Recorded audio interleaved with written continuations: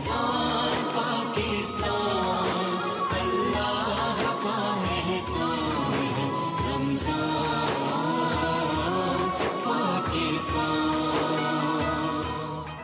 नाजरीन, आपको लिए चलते हैं अब उस सेगमेंट की जानिब जिसका शिद्दत से आपको इंतज़ार रहता है। कुरान और सुन्नत की रोशनी में आप अपने मसाइल का हल सुनना चाहते हैं और मुमताज़ रूहानी स्कॉलर जनाब आगा मिनहाज साहब अल मारूफ आगा जी हमारे साथ मौजूद हैं।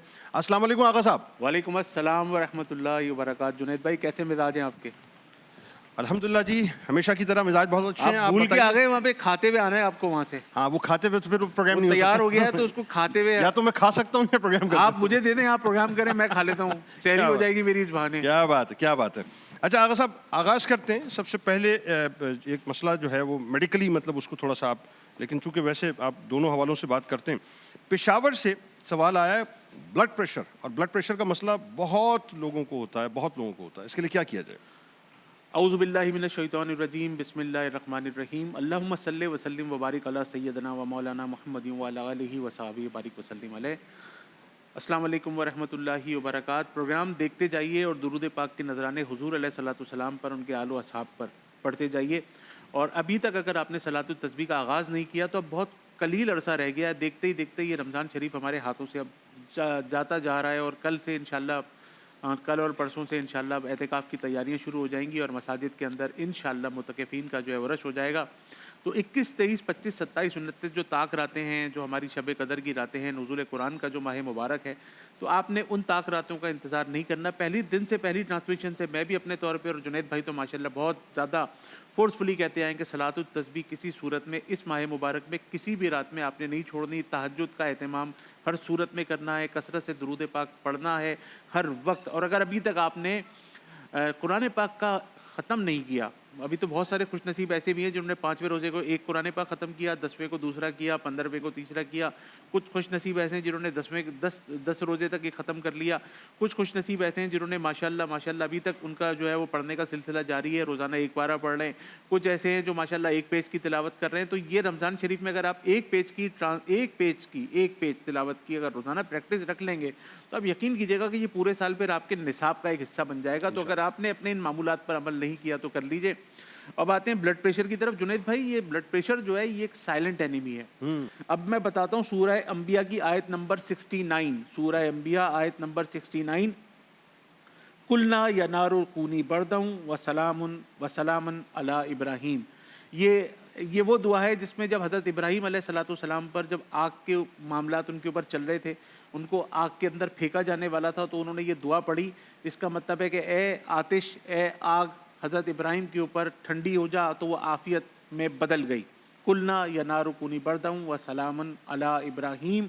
ये सूरह अंबिया की आयत नंबर 69 है। अगर इसको 100 टाइम, क्योंकि जो हमारे बॉडी का जो ब्लड प्रेशर है इसको भी आग से तशबीह दी गई है कि ये बॉडी को बॉडी को गर्म करता है और उसके बाद हमारी आग का एक उबाल सा आता है जिसको ब्लड प्रेशर कहते हैं। तो अगर ये 100 मरतबा ये आयत सूरह अंबिया आयत नंबर 69 पढ़ के पानी पे जमजम पे दम करके और इसको रोज़ाना बिला नागा इसका इस्तेमाल करें, मॉनिटर करें ब्लड प्रेशर को। खुदा का वास्ता हाथ जोड़ के कह रहे हैं, ज़िंदगी भर बेड के ऊपर आधा धड़ मफलूज होके गुजारना, इसके तसव्वुर से वो लोग कांप जाते हैं जिनके घर में खुदा ना खास्ता इस तरह का कोई मरीज, कोई पेशेंट रहा हो। ठीक, बिल्कुल ठीक है, बहुत खूबसूरत आगा साहब। दूसरा और आखिरी सवाल दुबई से है, नजर बद का वजीफा। नजर बद के हवाले से ज़ाहिर है बहुत से मसाइल रहते हैं, इस पर ज़रा आप कमेंट भी कर दीजिए और साथ साथ नजर बद के हवाले से अक्सर व बेशतर 3 अहादीस मुबारका अक्सर व बेशतर मैं बयान करता हूँ, जिसमें हदीस का हुजूर अलैहिस्सलातु वस्सलाम के हदीस मुबारका के मफहूम के मुताबिक नज़र जो है वो तकदीर का पर्चा फाड़ देती है। नज़र ऊँट को देग में इंसान को कब्र में उतार देती है। हम में से अक्सर लोग नज़र लग जाने की वजह से मर जाते हैं।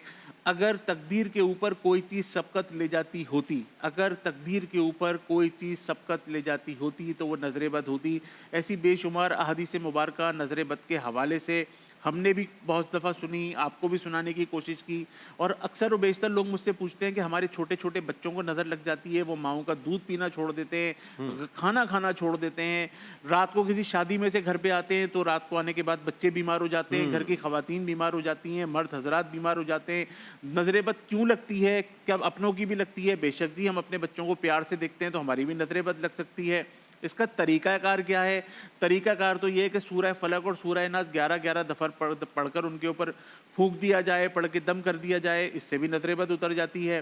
ٹوٹکے کیا ہے؟ تو ٹوٹکے یہ ہے، لال گول مرچیں ہوتی ہیں نا ہمارے گھر میں، لال گول مرچ، ایک تو پسی ہوئی لال مرچ ہوتی ہے، ایک کٹی ہوئی لال مرچ ہوتی ہے، ایک ہوتی ہے جو اس کی اوریجنل فارم ہوتی ہے لال گول مرچیں۔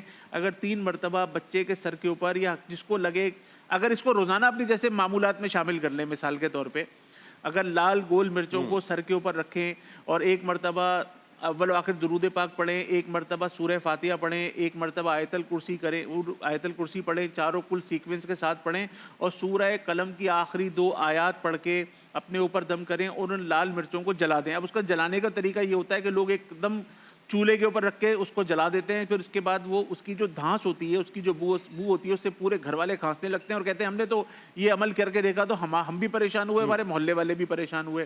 اس کا جو طریقہ ہے نا جلانے کا، وہ بڑا مطلب سینسیٹیو ہے۔ اس کو طریقہ یہ ہے کہ آپ نے توے کے اوپر یعنی کہ فرائی پین کے اوپر، وہ جیسے گھر میں 5 لوگ ہیں، ایک شخص کے اوپر 3 مرچیں آپ نے دم کی ہیں، صحیح ہے، صرف ایسے رکھا، سورہ فاتحہ آیت الکرسی چاروں کل پڑھا، سورہ قلم کی آخری 2 آیات پڑھ کر اس کے بعد اپنے اوپر دم کیا، پانی پہ دم کر لیا۔ اس کے بعد وہ آپ نے جیسے 5 لوگوں کی مرچیں ہو گئیں تو 15 ہو گئی مثال کے طور پہ نا، 15 مرچیں ہو گئیں، تو اب آپ نے چولہے کو آن کر کے اس کو پیک کر دیا، توے کے اوپر ایک ایئر ٹائٹ توا رکھ کے اس کو پیک کر دیا، اور جیسے ہی وہ لال سے ہلکی سی کالی ہوئی آپ نے چولہا بند کر دینا ہے۔ آپ نے چولہے کو دہکانا نہیں کہ اس کے دھوئیں کا انتظار کریں، وہ آپ کے کچن میں گھسے گا، پھر پورے گھر میں، پھر باہر، تو اس سے آپ کو ٹھسکا لگ جائے گا، پھر آپ کھانسیں گے، کھانس کے پھر آپ الٹیاں کر دیں گے، اور یہ نظر اتارنے کا جو طریقہ ہے نا یہ ضائع ہو جائے گا۔ اور ایک دوسرا پرابلم، آنکھیں جل رہی ہیں، گلا جل رہا ہے، محلے والے پریشان ہو رہے ہیں، تو یہ کام نہیں کرنا۔ تو نظر اتارنے کے اوپر میں انشاءاللہ پھر مزید بھی کوئی پروگرام کروں گا انشاءاللہ جنید بھائی کے ساتھ مل کے، کہ نظر بد جو ہے نا، نظر بد یہ پتھر کے 2 ٹکڑے کر دیتی ہے۔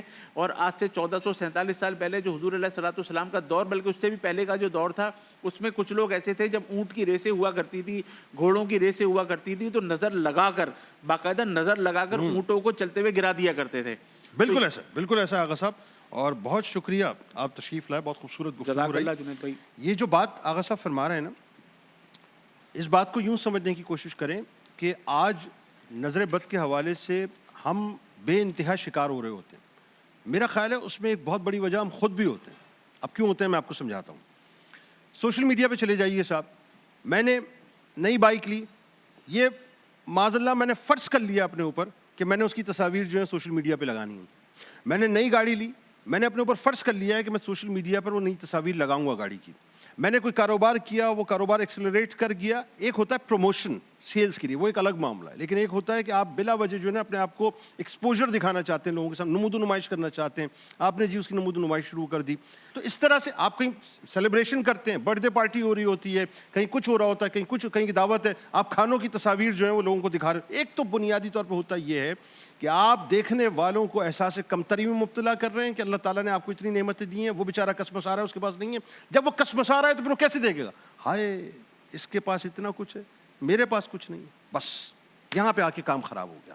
مسئلہ یہ ہے کہ ہم اپنے ہاتھ سے نظر بد کو دعوت دیتے ہیں، لہٰذا جو آغا صاحب فرما رہے ہیں نا، بالکل صحیح فرمایا، اس پر عمل کیجئے اور کوشش کیجئے کہ بھائی آپ سفر کر رہے ہیں کراچی سے لاہور، آپ کو اپنا بورڈنگ پاس دکھانے کی کیا ضرورت ہے؟ بتاؤ، آپ دیکھیے نا، سفر کریں، بورڈنگ پاس دکھا رہے ہیں، آپ وی آئی پی لاؤنج میں بیٹھے ہوئے ہیں، آپ وہ دکھا رہے ہیں، تو نتیجہ کیا ہے؟ آپ خود ڈور کھول رہے ہیں نا کہ آ کے لوگ نظر بد لگائیں، اور اس کے بعد آپ کہتے ہیں جی میرا یہ مسئلہ خراب ہو گیا، میرا وہ مسئلہ خراب ہو گیا، میرا کاروبار خراب ہو گیا، گھر میں جھگڑے شروع ہو گئے، میں نے نئی بائک لی تھی ایکسیڈنٹ ہو گیا، نئی گاڑی لی تھی ایکسیڈنٹ ہو گیا۔ تو یہ مسائل ہم اپنے ہاتھ سے پیدا کرتے ہیں۔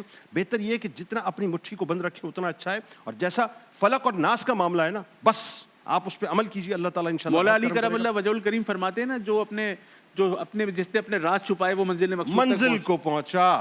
ناظرین ہمارے ساتھ جڑے رہیے، لوٹ کے واپس آتے ہیں، آ کر انشاءاللہ علماء کرام سے گفتگو کریں گے، علم کے موتی ان سے سمیٹیں گے۔ اور آج چونکہ میں نے آپ کو بتایا کہ عفو درگزری کے حوالے سے بات ہوگی، ذرا دلوں کو بڑا کر کے آج ہم نے اس پروگرام کو سننا ہے۔ ملاقات کرتے ہیں آپ سے۔ رمضان پاکستان